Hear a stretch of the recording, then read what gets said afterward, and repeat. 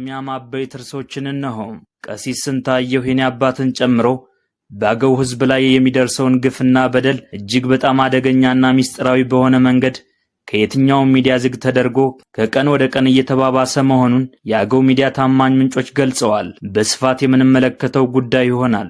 የኢትዮጵያ መንግስት ታዋቂውን ፖለቲከኛ አቶ ልደቱ አያሌውንና የሌሎችን ሰዎች ንብረት ማገዱ ተገልጿል። ይህንንም በስፋት እናስደምጣችኋለን። በ2025 የአፍሪካ 10 ወታደራዊ ኃያል ሀገራት ይፋ ሲደረጉ ኢትዮጵያ 5ኛ ደረጃ ላይ ስትሆን ግብጽ 1ኛ ደረጃ ላይ ተቀምጣለች። ከአገው ሚዲያ ጋር ከቆያችሁ እነዚህንና ሌሎች መረጃዎችን የምታደምጡ ይሆናል። እንዲሁም ለአገው ሚዲያ አዲስ ከሆናችሁ ሼር፣ ላይክ እና ሰብስክራይብ በማድረግ መረጃው ለብዙሃኑ እንዲዳረስ ማድረጋችሁን አትዘንጉ ለማለት እንወዳለን። አሁን በቀጥታ ወደ ዝርዝር ዜናዎች እናመራለን። ቀሲስ ስንታየሁ የኔ አባትን ጨምሮ በአገው ሕዝብ ላይ የሚደርሰውን ግፍና በደል እጅግ በጣም አደገኛና ሚስጥራዊ በሆነ መንገድ ከየትኛውም ሚዲያ ዝግ ተደርጎ ከቀን ወደ ቀን እየተባባሰ መሆኑን የአገው ሚዲያ ታማኝ ምንጮች ገልጸዋል። የአገው ሕዝብም ችግሩን በስፋት እየተናገረ ሲሆን የዞኑ መንግስትና የአማራ ክልል መንግስት ግን ችግሩን በሕገ መንግስታዊ ስርዓት ከመፍታት ይልቅ የኃይል እርምጃ እየወሰዱ ይገኛል። ባለፉት ጥቂት ዓመታት በርካታ አገዎች ተገድለዋል፣ ሀብት ንብረታቸው ተዘርፏል፣ ያለ ፍትህና ጠያቂ በእስር ቤቶች ላይ ታጉረዋል ሲሉ አንድ አስተያየት ሰጪ ለአገው ሚዲያ ተናግረዋል። አስተያየት ሰጪዎች ተስፋ የጣልንበት ሀገራዊ ምክክር ኮሚሽንም ከጽንፈኛው ቡድን በበለጠ መልኩ የአገው ሕዝብ ላይ ጠላት መሆኑን በግላጭና በርካታ ሕዝብ በተሰባሰበበት የአገው ሕዝብ ጥያቄ አንቀበልም፣ አማራ መሆን አለባችሁ ማለቱን አረጋግጠናል ብለዋል። ለዚህም ምርጫ የሌለው መፍትሄ ጠንካራ አንድነትን በመፍጠር የራሳችንን ክልል መመስረትና በአገውነታቸው የታሰሩትን የግለሰብ እስረኞችን የዞን አስተዳደር በውዴታ ሳይሆን በግዴታ እንዲፈታ የተለያዩ የትግል ስልቶችን እስከ ህዝባዊ እምቢተኝነት ድረስ እንጀምራለን ሲሉ በአጽንኦት አስጠንቅቀዋል።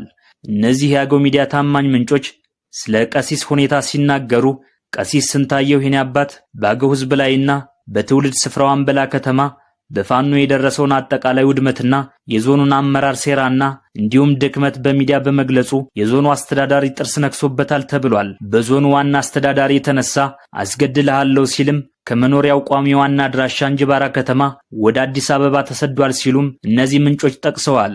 ቀሲስ ስንታየሁ የኔ አባት 2017 ዓ.ም ጥቅምት ወር መጀመሪያ በአገው ሕዝብ ሀብት ከፍተኛ ወጪ ከአዲስ አበባ ታፍነው እንጅባራ ተወስደው በማህበራዊ ሚዲያ የዞኑን ዋና አስተዳዳሪ ሰድበሃል የሚል ክስ የተመሰረተበት ሲሆን የእንጅባራ ከተማ ፍርድ ቤት በቀን 25/04/2017 ዓ.ም በ10,000 ብር ዋስትና እንዲለቀቅ ወስኖለት የነበረ ሲሆን ዋስትና ገንዘብም ገቢ ተደርጎ በዞኑ ዋና አስተዳዳሪ ትዕዛዝ ከስር እንዳይፈታ እንደተደረገ የመረጃ ምንጮቻችን በስፋት ገልጸውልናል። አገው ሚዲያም የአገዋዊ ብሔረሰብ ዞን አመራር በሕገ ወጥ መንገድ በክልሉ ጽንፈኛ ቡድን ደጋፊ አመራሮች እንዲሁ ከተለወጠ በኋላ በአገውነታቸው ብቻ በአየሁ ጓጉሳ ወረዳ፣ በአንከሻ ጓጉሳ ወረዳ እንዲሁም ባንጃ ወረዳና በባንጃ ሽኩዳድ ወረዳ፣ በጃዊ ወረዳ፣ በዳንግላ ወረዳ፣ በፋግታ ለኮማ ወረዳ፣ በዚገም ወረዳ፣ በእንጅባራና በቻግኒ ከተማ አስተዳደሮች የተለያዩ ንጹሃን በዞኑ አመራሮች ፊት አውራሪነት በጠራራ ፀሐይ መረሸናቸውን በተደጋጋሚ ስትዘግብ እንደነበር ይታወሳል። ይህ በእንዲህ እንዳለ እስካሁን ድረስ አንድም በሕግ ፊት የቀረበ ገዳይ የሌለበት መሆኑ ደግሞ ችግሩን በእንቅርት ላይ ጆሮ ደግፍ ያደርገዋል። በአገዋዊ ብሔረሰብ አስተዳደር ዞን አመራሮቹ በአገው ሕዝብ ላይ ከፍተኛ ጫና እያደረሱበት መሆኑ የአደባባይ ሚስጥር ነው። መገደል፣ መታሰርና መገረፍ ለአገው ሕዝብ ከመሪ የሚጠበቁ የአሁኑ የመሪነት መለያዎች ሆነዋል። በአገው ሕዝብ ላይ የሚፈጸመው የአመራር ህገወጥነት ሞልቶ የፈሰሰ ሲሆን ለአብነትም ቀሲስ ስንታየሁ የኔ አባትና ሌሎች በርካታ ንጹሃን አገዎች በእንጅባራ ማረሚያ ቤት እንዲሁም በቻግኒ ከተማ አስተዳደር ያለምንም ወንጀል ታስረው መኖራቸውን ገልጸው የዞኑ አመራርና የቻግኒ ከተማ እነዚህ ግለሰቦች ከህግ በላይ መሆናቸውን የአገው ሚዲያ አስተያየት ሰጪዎች የተናገሩ ሲሆን የቀሲስ ስንታየሁ የኔ አባት ጉዳይ ግን የአገው ሕዝብ ጉዳይ መሆን አለበት የሚል ጠንካራ አስተያየት አቀርበዋል። አገው ሚዲያም ስለ ቀሲስ ስንታየሁ የኔ አባት እስራት ከዚህ በፊት በስፋት መዘገቡ አይዘነጋም። የኢትዮጵያ መንግስት ታዋቂው ፖለቲከኛ አቶ ልደቱ አያሌውንና እንዲሁም የሌሎችን 2 ግለሰቦችን ንብረት ማገዱ ተገልጿል። የሀብታሙ አያሌውና የዘመድኩን በቀለን ንብረት መንግስት ማገዱን አስታውቋል። መንግስት በሀብታሙ አያሌውና ዘመድኩን በቀለ ስም በአዲስ አበባ ከተማ አስተዳደር በስማቸው የተመዘገበ ቤት ማግኘቱን አስታውቆ ከዛሬ ሚያዝያ 7 ቀን 2017 ዓ.ም ጀምሮ እንዳይሸጥ እንዳይለወጥ እግድ አውጥቻለሁ ብሏል። መንግስት በተጨማሪም በላሊበላ ከተማ የሚገኘውን የፖለቲከኛ አቶ ልደቱ አያሌውን ቤት አግጃለሁ ሲልም ገልጿል። ይህ ሊሆን እንደሚችል አቶ ልደቱ ከወራት በፊት በሚዲያ ሲናገሩ የነበረ ሲሆን ከወራት በፊት ኢትዮጵያ እንደማይገባ ተከለከልኩ ሲልም ተሰምተው እንደነበር ይታወሳል። በሌላ በኩል አቶ ሀብታሙ አያሌውና ዘመድኩን በቀለ በማህበራዊ ሚዲያ ላይ የወጡ ግለሰቦችን፣ ብሔር ብሔረሰቦችንና መንግስትን ከኢትዮጵያ ባህል ውጭ ሲሳደቡና ሲያንቋሽሹ እንደነበርም ይታወሳል። በ2025 የአፍሪካ 10 ወታደራዊ ኃያል ሀገራት ይፋ ሲደረጉ ኢትዮጵያ 5ኛ ደረጃ ላይ ስትሆን ግብጽ ደግሞ 1ኛ ደረጃ ላይ ተቀምጣለች። የአፍሪካ ሀገራት ጦር ሰራዊቶች በተለያየ የሰው ኃይል ብዛት፣ የስልጠናና ትጥቅ ደረጃ ላይ ይገኛሉ። ተቀማጭነቱ በአሜሪካ የሆነው ግሎባል ፋየር ፓወር ኔትወርክ GFP የዓለም ሀገራት ባላቸው የጦር መሳሪያ መጠን፣ በሰራዊት ብዛትና ጥንካሬ፣ በመልክዓ ምድራዊ አቀማመጥ እንዲሁም ደግሞ ባላቸው ሀብት ላይ በመመስረት በየዓመቱ ደረጃ ይመድባል።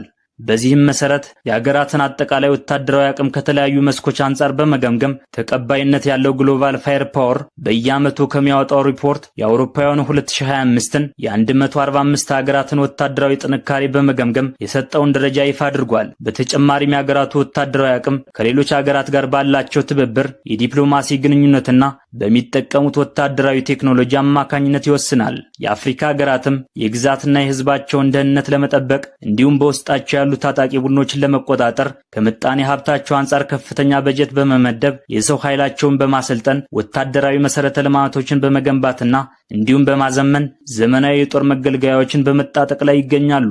ግሎባል ፋየር ለአውሮፓውያኑ 2005 ባወጣው የዓለም ሀገራት ወታደራዊ አቅም ደረጃ በአፍሪካ አህጉር ከተካተቱት ሀገራት መካከል ኢትዮጵያ ከአፍሪካ 5ኛ ደረጃ ላይ እንደተቀመጠች ይፋ አድርጓል። በዚህም መሰረት ኢትዮጵያ በጦር ኃይል ጥንካሬ በአፍሪካ 5ኛ ደረጃ ላይ የምትገኝ ሲሆን በዓለም ደግሞ 52ኛ ደረጃን ይዛለች። ኢትዮጵያ ግዙፍ ሰራዊት የገነባች በሀገር ውስጥ ደህንነት ለማስጠበቅና በቀጠናዊ የደህንነት ሁኔታ በተለይም ደግሞ በአፍሪካ ቀንድ ያሉትን ግጭቶች መሰረት በማድረግ ነው። ኢትዮጵያ ሰራዊቷን ዘመናዊ ጦር መሳሪያዎችን ለማስታጠቅ፣ ወሳኝ ወታደራዊ መሳሪያዎችን ለመስራትና የሰው ኃይልን ለማሰልጠን ከፍተኛ መዋዕለ ንዋይ ታፈሳለች። ኢትዮጵያ ከተለያዩ ሀገራት ጋር ባላት ወታደራዊ ትብብር አማካኝነትም የሰራዊቷን አቅም በማጠናከር ላይ የምትገኝ ሲሆን በአፍሪካ ቀንድ አካባቢም በወታደራዊ አቅሟ ቀዳሚ ናት። የኢትዮጵያ ጦር በዋናነትም በአገር ውስጥ የሚንቀሳቀሱ ታጣቂ ቡድኖችን የሚቆጣጠር ሲሆን አገሪቱ በሌሎች ሀገራት የሰላም ማስከበር ተልዕኮዎችም ሰራዊቷን በመላክ ቀዳሚ ናት። ኢትዮጵያ የምድር ጦር፣ የአየር ኃይልና እንዲሁም የባህር ኃይል ያላት ሲሆን ከ160 ሺህ በላይ መደበኛ ሰራዊትም አላት። ከመካከለኛው ምስራቅ ጋር በመዋሰን በሰሜን አፍሪካ የምትገኘው ግብጽ በወታደራዊ ኃይል ከአፍሪካ ቀዳሚ ሀገር ስትሆን በዓለም ደግሞ በ19ኛ ደረጃ ላይ ትገኛለች።